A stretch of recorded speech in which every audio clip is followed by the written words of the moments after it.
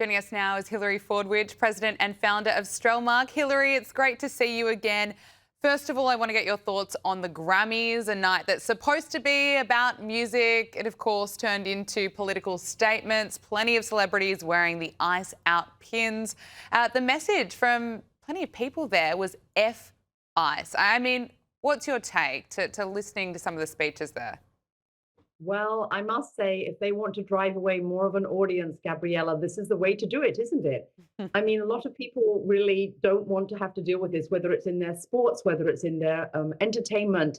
So I think they're driving away an audience or they're becoming more and more polarized. And they've obviously eliminated a lot of their viewing public because, of course, CBS isn't doing well at all either. And I did think when we see things like this and we see things at the Grammys and when we saw the things about be good. I thought at the time, why don't we say MNICE, be nice, or me nice, because I think it's a terrible slant. And I think that they're just, as I say, alienating part of the audience. They certainly are. Plenty of reaction looking at it online. A lot of people were unhappy with just how woke it is. A lot of people switching off.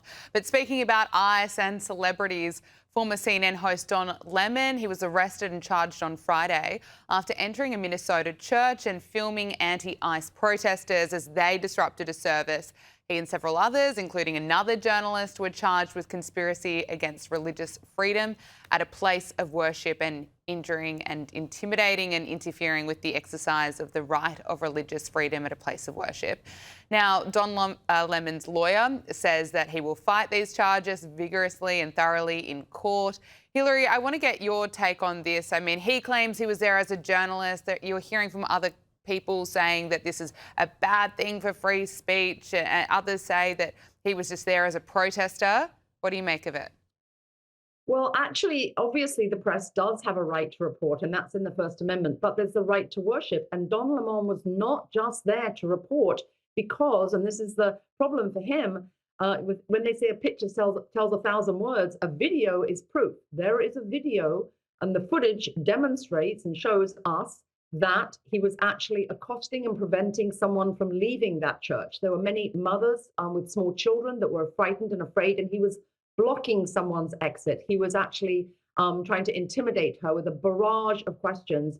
And that is not the purview of the press, Gabriella, to intimidate, to basically, eliminate someone's exit from a place of worship. That is not provided for in the First Amendment.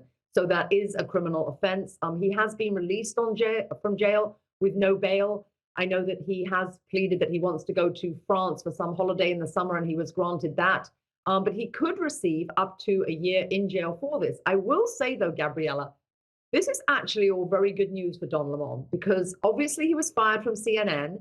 His show isn't getting much traction, and I think this is his way of getting right on top of all the headlines, including us talking about him. So I think that he's probably rather glad about this. Getting a bit of publicity. Well, you've gone back and forth with Don Lemon a few times.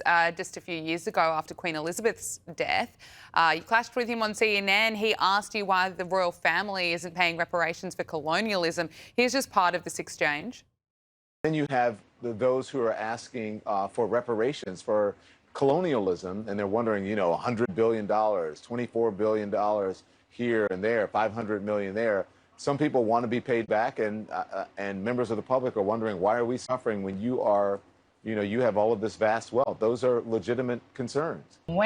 Across the entire world, when the slavery was taking place, which was the first nation in the world that abolished slavery? The first nation in the world to abolish it. It was started by William Wilberforce, was the British. In Great Britain, they abolished slavery. 2,000 naval men died on the high seas trying to stop slavery. Why? Because the African kings were rounding up their own people. They had them on cages waiting in the beaches. No one was running into Africa to get them.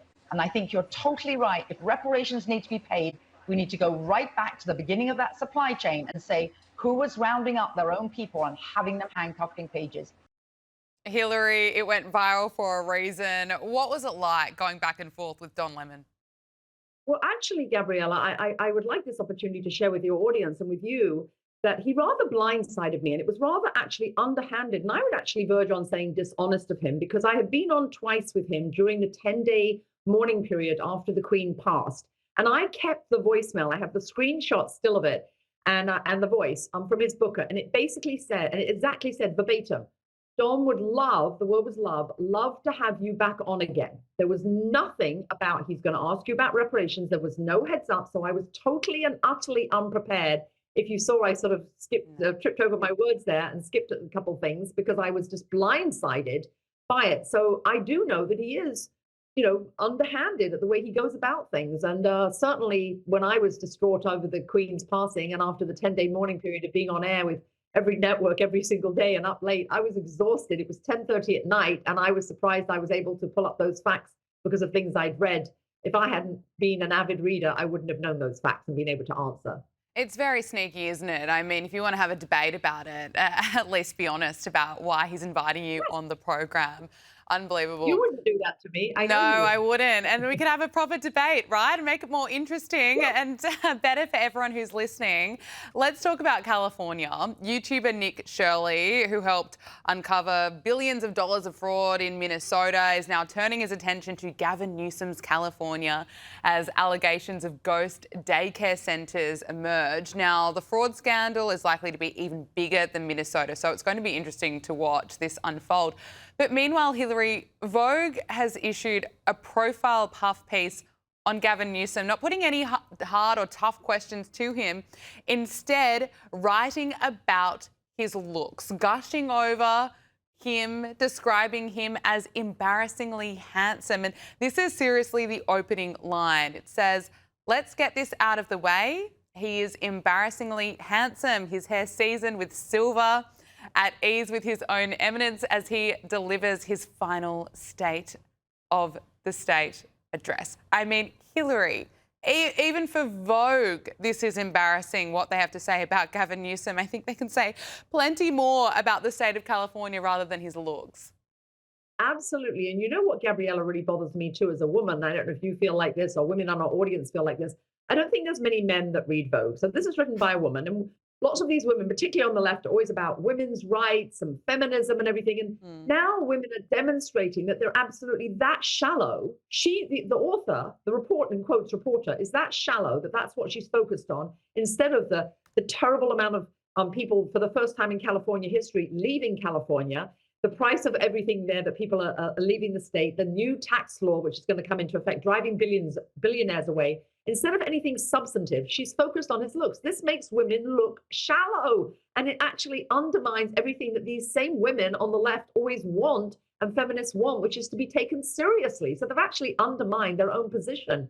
Absolutely. And then last but not least, I think Nick Shirley that's really the future of journalism. How come none of the major networks have done this? What Nick Shirley has done, in fact, obviously lots of these scenes in Minnesota and all this being whipped up in Minnesota by Governor Walz, that was because obviously all of this corruption that Nick Shirley uncovered, found out. And I will say he's going to uncover a lot more in California, and you're going to see some sparks flying there too, Gabriella.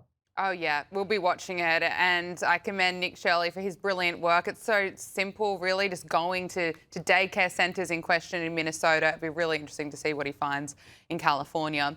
Finally, Hilary, the Department of Justice has released more than 3 million pages of the Epstein files. There are more than 2,000 videos, 180,000 images. Look, a lot has been redacted from the files. I think there really needs to be a thorough investigation so we can get the truth. The release of these files, though, very damaging for the royal family. More photographs of Andrew Mountbatten Windsor has been released, raising more questions about how much he knew. Hilary, what are your thoughts? How damaging is this for the royal family? Are they, of course, in damage control at the moment? Oh, it's absolutely ghastly. I mean, this is a revolting photograph of Andrew now. And I think the person that's going to take this the hardest, obviously, is Prince William, because he has zero tolerance for any of this. Thank goodness, at least finally, King Charles did remove his titles and has ousted him from Royal Lodge. But I do think this, I will say, I think that this is disgusting from Fergie also, when she actually was talking about her daughter, Eugenie, with her in quote, shagging weekend. It's a revolting for Sarah. I think Prince Andrew is doomed. There is no coming back. No innocent man, Gabriella, behaves the way that he has. He has not helped law enforcement. He has not been cooperating. And he also declared, remember, he declared that he would actually help victims. He's done none of that. He's had time in all these years. He could have spent every single day going to some place and helping raise money for women that have been sex trafficked or done something charitable. He did nothing charitable to help law enforcement, so he has dug his own grave. Yeah, absolutely. Couldn't agree with you more. Hilary Fordwich, President and founder of Strelmark, thank you so much for joining us. Pleasure, Gabriella. Thank you.